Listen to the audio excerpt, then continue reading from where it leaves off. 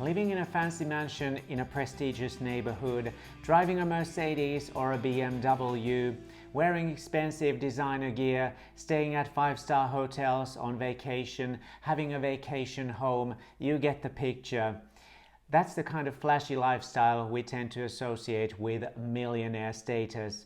Well, I'm here to tell you that the average millionaire does not resemble the stereotype of a millionaire portrayed in the media and in the movies. Stay tuned as we're about to shed some light on millionaires.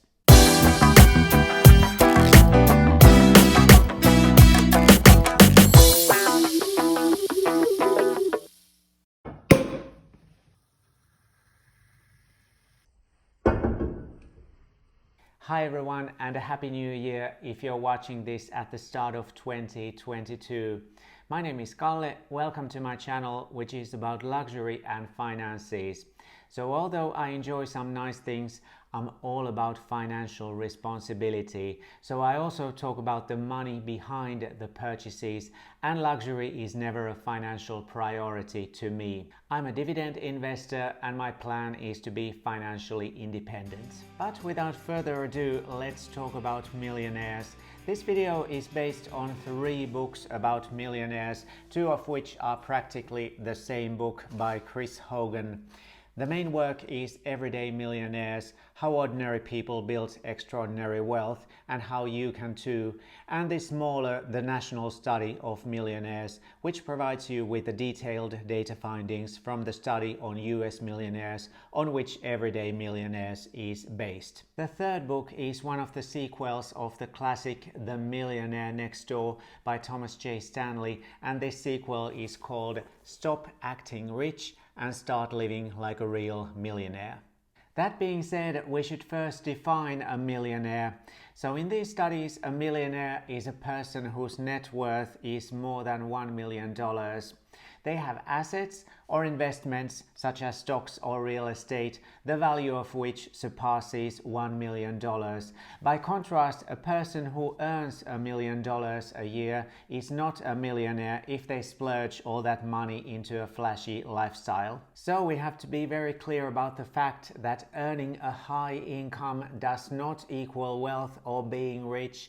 On the contrary, if your paycheck is substantial but you're financially illiterate, chances are you are trapped in lifestyle inflation and you won't get ahead financially. You're forever trapped in the rat race of living paycheck to paycheck.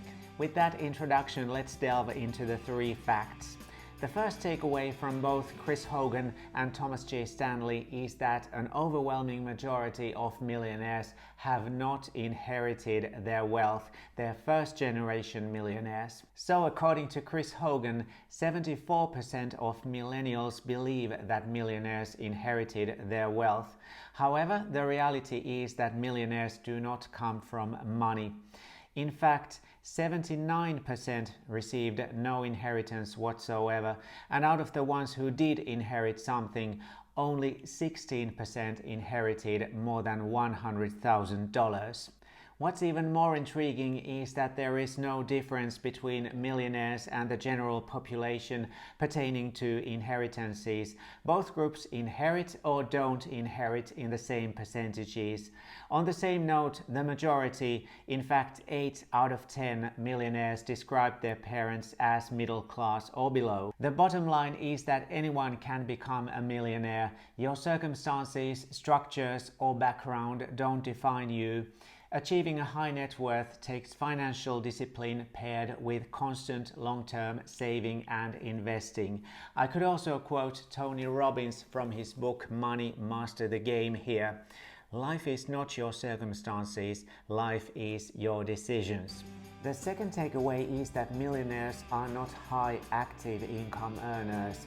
In other words, millionaires don't typically earn a hefty paycheck. According to Chris Hogan's study, 69% of millionaires don't have an annual 6-figure income. What's more, millionaires work ordinary jobs. In fact, the 3 most common occupations among millionaires are engineer, accountant, and teacher. In effect, you don't need a big salary to become wealthy. As the wise saying goes, it's not how much you make, but what you keep or do with the money.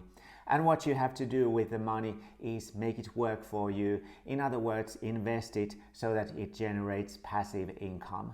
A lot of people with high salaries also inflate their lifestyles as their pay increases because they can afford it, aka lifestyle inflation. The famous Parkinson's law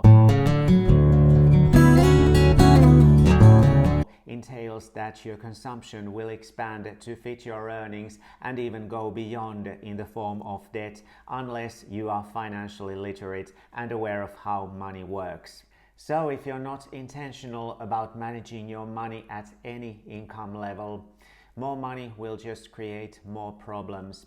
This is what Chris Hogan says, and I believe he's very much on point. And here's another quote from him, very much on point as well.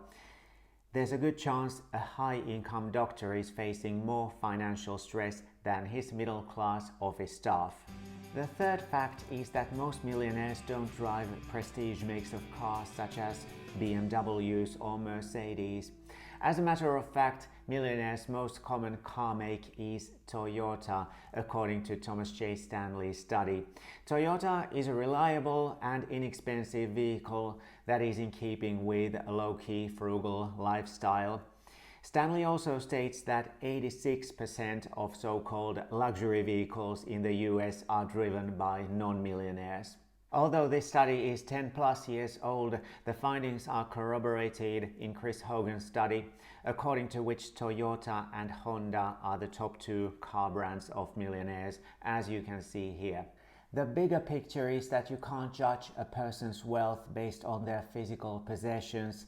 There is a pertinent saying that the rich are busy being rich while the poor are busy acting rich. So keeping up with the Joneses and attempting to emulate the truly rich who might have 10 luxury vehicles is what actually keeps the poor and the middle class from attaining true wealth, as lifestyle inflation and financial illiteracy undermine any growth in their net worth or their journey towards financial freedom.